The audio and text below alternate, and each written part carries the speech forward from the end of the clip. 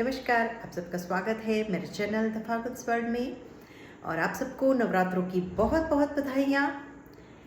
9 दिन खत्म होने के बाद जो 10वां दिन है वो है विजयादशमी का दिन। और हम सब ये जानते हैं कि विजयादशमी यानी कि प्रभु श्री राम जी जो है उन्होंने लंकापति रावण का वध किया था और अधर्म पे धर्म की और असत्य पे सत्य की जय हुई थी। ये कहानी हम सब जानते हैं। आज मैं आपको एक और कहानी प्रभु श्री राम के बारे में बताने जा रही हूँ। हो सकता है हम में से बहुत लोग ये कहानी जानते हैं, लेकिन जो लोग नहीं जानते उनको भी आज ये कहानी पता चल जाएगी। इसके बाद मैं आपको दशहरा वाले दिन करने वाला एक छोटा सा उपाय बताऊंगी, जिसके कारण आपके रुके हुए काम पूर्ण हो सकते हैं और जीवन में कुछ कार्य जो है जिसमें आपको सफलताएं मिल सकती है, जिसके लिए आप काफ़ी टाइम से मेहनत कर रहे हैं। तो चलिए हम शुरू करते हैं इस वीडियो को एक छोटी सी प्रभु श्री राम की कहानी के साथ। हम सब जानते हैं कि प्रभु श्री राम जो है उन्होंने रावण जो है लंकापति रावण उनका वध किया और वो वापस अयोध्या आ गए। जब वो अयोध्या वापस आ गए तो बड़ी धूमधाम से राम राज्य की स्थापना की तैयारियां चलने लगी। और उसी दौरान जो प्रभु श्री राम है वो बड़े ही दुखी थे, व्यथित थे। कोई एक बात थी जो उनको कचोट रही थी, जो अंदर से दुखी कर रही थी। उन्होंने अपने प्रश्नों का समाधान लेने के लिए एक यज्ञ शुरू किया, एक हवन शुरू किया। और जैसे ही वो हवन पूर्ण होने वाला था, उन्होंने अपना खड्ग उठाया और अपने मस्तक को धड़ से अलग करने की तैयारी करी।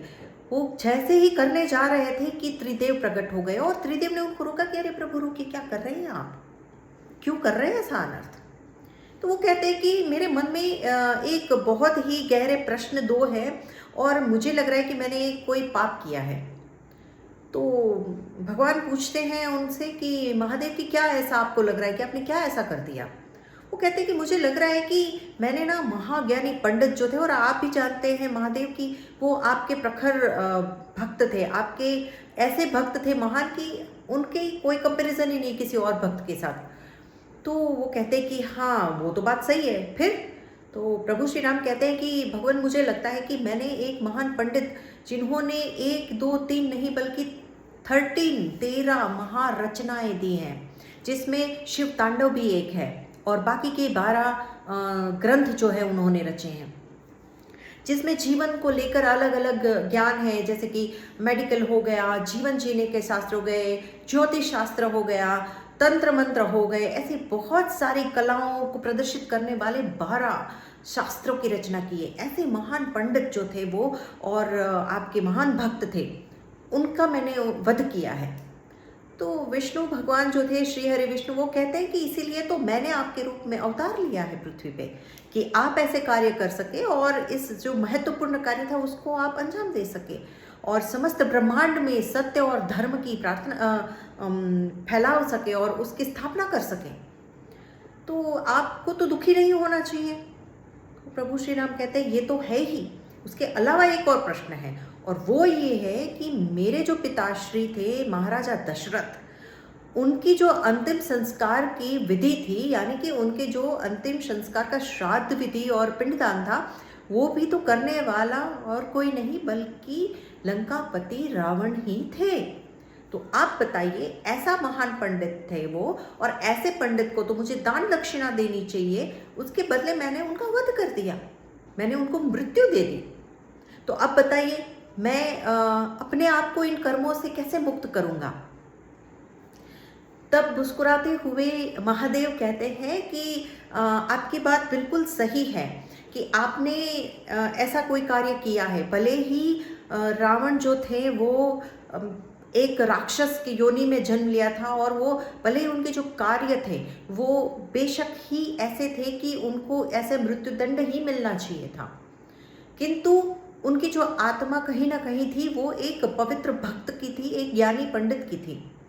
लेकिन अब आपके इस कर्म के लिए अपने आप को सजा देने का या अपने आप को कुछ भी करने, नुकसान करने का अधिकार आपको नहीं है प्रभु, क्योंकि उसके लिए मैंने एक अलग रचना की है शनिदेव की, जो हर जीव के फल रूप, उनके जो संस्कार है, उनके जो कर्म है, उसके फल रूप उनको आगे परिणाम देते हैं।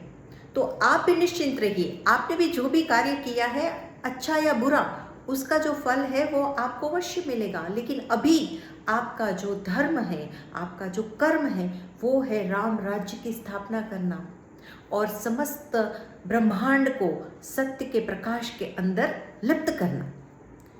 भगवान जो राम जी थे वो मान जाते हैं कि बात तो बिल्कुल सही कह रहे हैं, वो एग्री हो जाते हैं और वो कन्विंस्ड हो जाते हैं कि बिल्कुल सही बात है, मेरा अभी का जो कार्य है वो है राम राज्य की स्थापना, तो मैं अब वो ही करूँगा और सत्य और धर्म को हर जगह पे कोने कोने में लोगों के बीच में लेकर जाऊँगा।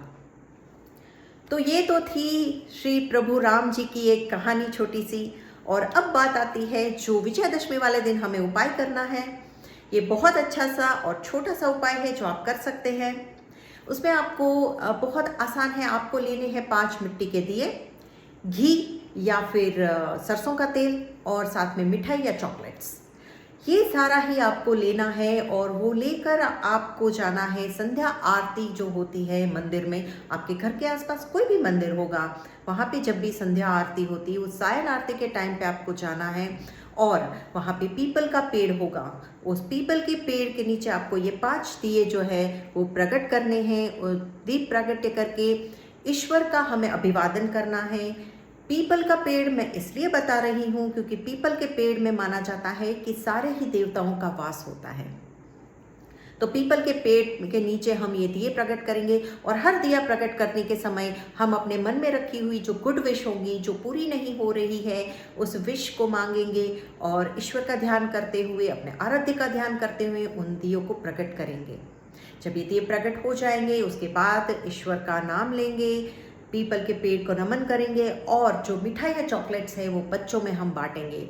बच्चों के लिए मैं इसलिए बताती रहती हूँ हमेशा क्योंकि बच्चे जो होते हैं वो ईश्वर का रूप होते हैं, बड़े भोले होते हैं, मासूम होते हैं, उनका मन बहुत निर्मल होता है, शरारती होते हैं, लेकिन शरारती तो भगवान श्री कृष्ण भी थे अपने बचपन में। तो ये उपाय आप ज़रूर कीजिएगा और लोगों तक पहुँचाइएगा। मेरी ये वीडियो उनके साथ शेयर कीजिएगा। किसी का अगर भला होता है कोई थोड़ी सी बात सजेस्ट करने से, तो वो भी हमारे अच्छे कर्मों के साथ जुड़ जाता है। तो आपको कैसी लगी मेरी आज की वीडियो मुझे ज़रूर कमेंट बॉक्स में बताइएगा। ज़्यादा से ज़्यादा लोगों के साथ शेयर कीजिएगा। अगर मेरा चैनल अभी तक आपने सब्सक्राइब नहीं किया तो सब्सक्राइब कीजिएगा क्योंकि मैं यहाँ पे ऐसी कहानियाँ, ऐसी ही छोटे मोटे उपाय और बहुत सारे इन्फॉर्मेशंस लेकर आती रहूँगी, नए नए वीडियो बनाती रहूँगी। और आपके पास कोई भी एस्ट्रोलॉजी से रिलेटेड क्वेश्चन हो जिसका आपको हल नहीं मिल रहा है तो आप मुझे पूछ सकते हैं, मैं ज़रूर से आपको आंसर करूँगी। आप मुझे कमेंट बॉक्स में पूछ सकते हैं या फिर डिस्क्रिप्शन बॉक्स में मेरा ईमेल आईडी है, उस पर भी आप मुझे पूछ सकते हैं, मैं ज़रूर से आपको आंसर करूँगी। तो मेरा एक ही, जैसे हर बार की बात है, एक ही कहना होता है, खुश रहें, स्वस्थ रहें और प्रभु का नाम लें। फिर दोबारा हाजिर होंगे, तब तक के लिए नमस्कार।